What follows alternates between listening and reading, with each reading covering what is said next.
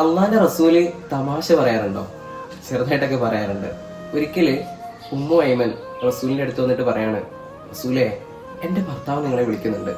അപ്പൊ പ്രവാചകർ സല്ലല്ലാഹു അലൈഹി വസല്ലം തങ്ങൾ പറഞ്ഞു, നിങ്ങളുടെ ഭർത്താവ് ആ കണ്ണിൽ വെള്ളയുള്ള ആളല്ലേ? അപ്പൊ മഹദി പറഞ്ഞു, അള്ളാഹുവാണേ സത്യം, എന്റെ ഭർത്താവിന്റെ കണ്ണിൽ അങ്ങനെ ഒരു വെള്ളയില്ല. റസൂല് വീണ്ടും പറഞ്ഞു, നിങ്ങളുടെ ഭർത്താവിന്റെ കണ്ണിൽ വെള്ളയുണ്ട്, എനിക്കറിയാം.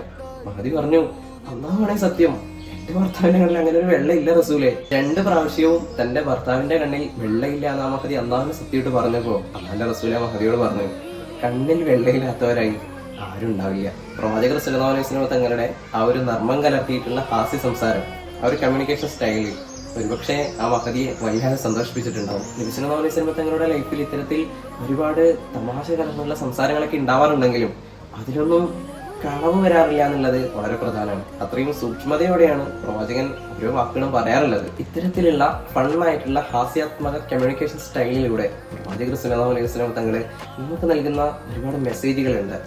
ആളുകൾക്കിടയിൽ പരമാവധി സിമ്പിൾ മാനായിട്ട് ജീവിക്കുക, ആളുകളെ പരമാവധി സന്തോഷിപ്പിക്കുക, ലൈഫിൽ എല്ലാ സമയത്തും ഇങ്ങനെ സീരിയസ് മാനായിട്ട് ഇങ്ങനെ മസിൽ പിടിച്ച് നിൽക്കാതെ പരമാവധി സിമ്പിൾ ആവുക, ആളുകളോട് ഇടുകിച്ചേർന്ന് സംസാരിക്കുക. ഇതൊക്കെ തന്നെയാണ് നമ്മോട് പറഞ്ഞു വെക്കുന്നത്.